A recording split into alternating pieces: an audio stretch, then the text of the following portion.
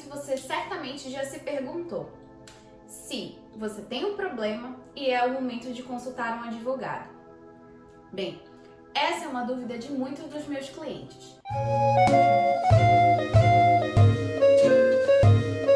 Meu nome é Thaís Silva, eu sou advogada e estou aqui hoje para esclarecer as tuas dúvidas relacionadas à consultoria jurídica.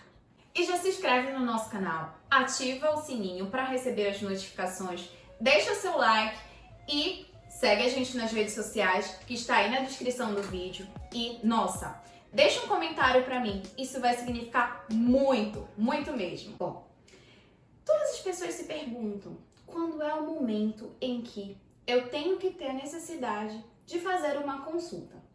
Ou se eu tenho uma dúvida e essa dúvida não pode ser sanada pelo telefone ou por WhatsApp. Bem, ao contrário do que muitos pensam, a consulta jurídica ela serve para tanto fazer a oitiva do cliente para que a gente possa analisar de uma maneira global como é que a gente pode fazer para a prevenção do conflito, para reduzir ou até mesmo eliminar os riscos e os danos daquele conflito.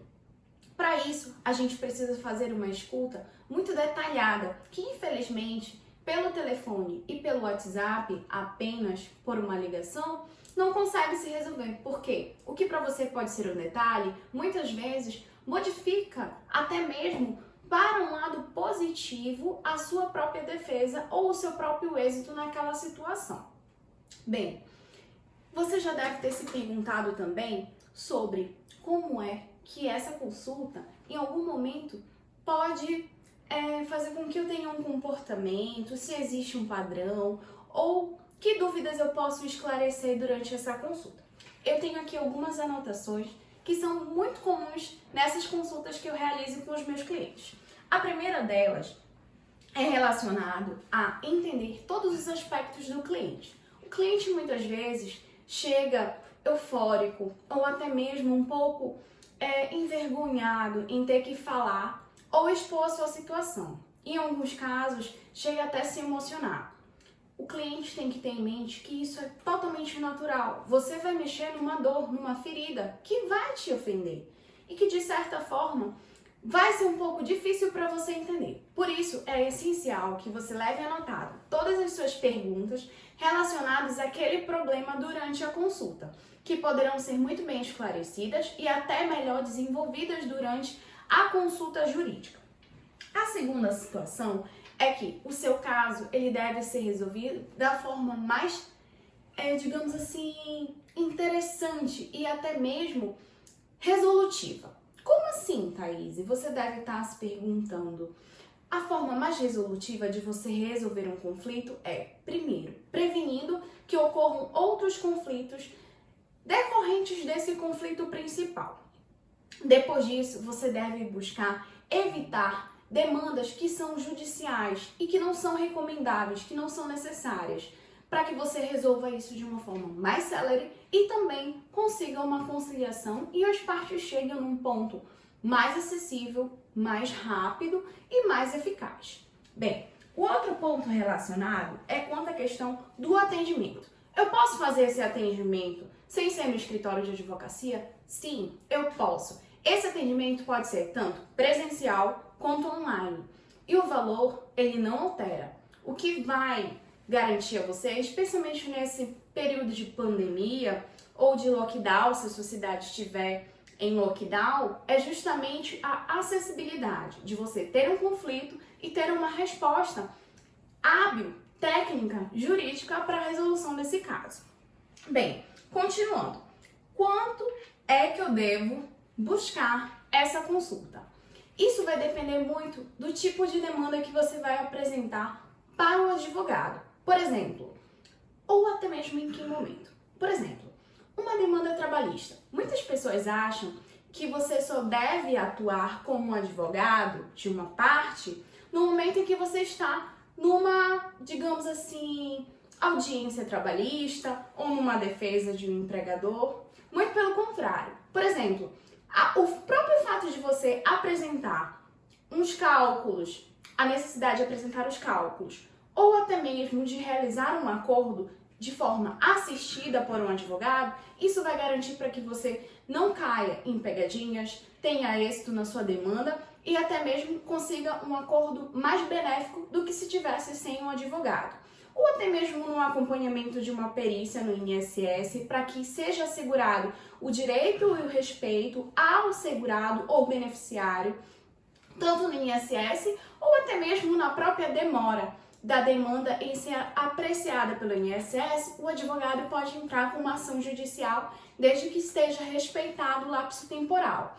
Uma análise de um contrato de locação, uma situação em que você esteja pagando taxas bancárias acima do valor médio, eu tenho certeza que você já teve uma situação dessa ou conhece alguém que já passou por uma situação similar a essas que eu listei. Pois então, situações como essa são totalmente asseguradas e devem sim ser respondidas durante uma consulta jurídica. Bem, outros detalhes que eu gostaria de frisar nesse momento é relacionado ao que deve ser observado durante essa consulta jurídica por você, cliente. Primeiro, você deve saber se todas as situações estão listadas em um nível de prioridade. Por quê? Existem demandas que vão precisar que você entre com liminares de urgência. O que seria isso, doutora? É justamente o fato de você entrar com pedidos que são considerados necessários e urgentes para o atendimento daquela situação do cliente que vai apresentar. Tudo isso o advogado, durante a consulta, vai estar fazendo a análise. A outra situação muito bem relacionada é a enumeração e resposta das suas perguntas. Todas as suas perguntas devem ser sanadas durante a consulta jurídica. Mas também você deve observar se aquele advogado está regularmente inscrito na Ordem dos Advogados. Como é que você pode fazer isso? Você pode baixar o aplicativo do CNA Advogados, que é um cadastro nacional de advogados em que, durante essa consulta, você vai verificar se esse advogado está regularmente inscrito, se ele está apto a realizar audiências e fazer atendimentos, ou se ele responde a algum processo administrativo, se está suspenso, se está regularmente quite com as suas obrigações fiscais relacionadas ao AB, para que possa atuar no seu caso. Essa é uma informação muito importante, mas que muitos clientes não fazem antes de ir a uma consulta com um advogado. As outras situações relacionadas tanto ao fluxo e metodologia de trabalho do advogado. Isso deve ficar bem claro durante a consulta. O advogado, ele vai lidar com prazos, vai lidar com informações que são extremamente essenciais para o trânsito e o sucesso ou até mesmo a redução dos custos relacionados aos riscos e aos danos da própria situação, que você certamente não vai querer ocasionar que aquele problema vire outros problemas ainda maiores ou desencadeie outros novos problemas. É justamente por isso que você deve ter cuidado ao analisar os dados e informações do advogado que você vai estar consultando. Situações como análise global dos fatos relacionados ao seu caso, a questão também da gestão dos dados e informações, afinal de contas, você vai ceder número de documentos, cópias de documentos a esse advogado e até mesmo vai assinar uma procuração. Então, toda essa relação ela deve ser pautada, sobretudo, na confiança. Por quê? Ele vai realizar atos em seu nome, atos jurídicos, que você vai sentir a confiança durante até mesmo a consulta, mas não deixam de ser atos em seu nome. E que isso muitas vezes pode lhe ocasionar prejuízos se você não estiver devidamente informada sobre todas as diligências e situações que vão acontecendo, sejam eles no processo judicial ou nas demandas extrajudiciais, que são aqueles casos em que acontece fora do judiciário. Seguindo a situação, vamos também delinear alguns pontos essenciais, como durante a fala do advogado, você deve sentir um pouco de confiança e segurança, saber se ele domina aquele assunto, saber se ele consegue passar para você uma clareza de informação. seja no ato de manipular os seus documentos, seja no ato de fazer a escuta ou até mesmo de explicar como é que vai se dar o trabalho dele e também as situações contratuais, sobretudo as situações contratuais. Nossa, isso dá muito problema em relação a todas as dúvidas que os clientes sentem, porque, digamos, ele não conhece aqueles termos, aqueles jargões típicos do direito, que, de uma forma geral, são poucos conhecidos, termos poucos conhecidos por você, que é uma pessoa comum. Então, é exatamente por isso em que você deve esclarecer todos os fatos e também pedir esclarecimentos sobre tudo aquilo em que estiver no contrato. Outros pontos, como os benefícios em que você vai fazer durante a contratação, bem como os riscos, sobretudo os riscos que você vai enfrentar. Porque ainda que nós possamos nos responsabilizar para mitigar, bem como prevenir conflitos ou até eliminá-los, nós nunca podemos assegurar, digamos, um ganho. Dizer que aquele cliente vai ter uma causa-ganho, por exemplo. Isso foge ao domínio. Além de fugir do nosso domínio, é uma atitude antiética do profissional e completamente vedada pelo Estatuto da Advocacia. Por isso, fale de previsões. Pergunte qual é o nível de incidência das questões que foram concedidas pelo juiz, que foram concedidas em esfera administrativa, bem como fale também com ele sobre probabilidades de você conseguir ter um êxito naquela situação. Ele nunca pode falar de certezas, porque é algo que foge das possibilidades e capacidades dele. A função do advogado é justamente assegurar o trânsito regular e cumprir prazos, cumprir demandas da forma como ele conseguir tecnicamente e que ele lhe prometeu durante a própria contratação. Falando em contratos, um termo que é bastante controverso sobre isso é a questão das finanças. De toda sorte, como é que se dá a cobrança de uma consulta jurídica? A consulta jurídica, de toda forma, ela não tem um preço máximo, mas ela tem um preço mínimo. Esse preço mínimo, ele é variado de acordo com duas determinantes. A primeira é em relação ao profissional. Quanto mais profissionalizado esse profissional é, ou seja, quanto mais especialidades, mestrado, doutorado ele tiver naquela área, é lógico que o valor agregado àquela consulta vai ser maior, bem como a complexidade do caso. Mas preste atenção, a tabela da OAB do seu estado prevê o valor mínimo a ser cobrado durante uma consulta jurídica. E esse valor mínimo deve ser respeitado. Se ele for cobrar um valor a menor, isso é uma atitude também antiética do Estatuto da OAB, chamado de aviltamento de valores. Então, observe se o seu advogado está respeitando as normas. Porque se ele é capaz de respeitar as próprias normas do Estatuto da OAB, ele também vai ser hábil a respeitar os trâmites legais que vão assegurar o seu direito. Bem, seguindo, a gente precisa ter clareza sobre 3 aspectos. O primeiro é sobre o aspecto procedimental. Como é que vai se dar os procedimentos daquela situação em que você está sendo apresentado? Eu sei que nesse momento pode parecer, nossa, muitas informações, mas você precisa saber o trajeto do seu caminho. O que vai envolver durante aquele caminhar? Quais são as atitudes em que o advogado vai ter que atuar? O seu momento de falar? Quando é que ele vai lhe preparar para aquela situação? Bem como você precisa saber do conteúdo daquela situação. O que o seu problema, o que a sua pergunta, a sua dúvida vai gerar de direito, de conteúdo dentro das áreas específicas do direito. Você precisa saber que área é aquela, se é trabalhista, se é civil dentro da área de quê? de herança, de família, do que se trata aquele assunto e o que vai levar, por que está enquadrado naquela categoria, naquela matéria do direito. E o terceiro é o aspecto financeiro. Já diz um ditado, mexeu com o bolso, mexeu com situações graves.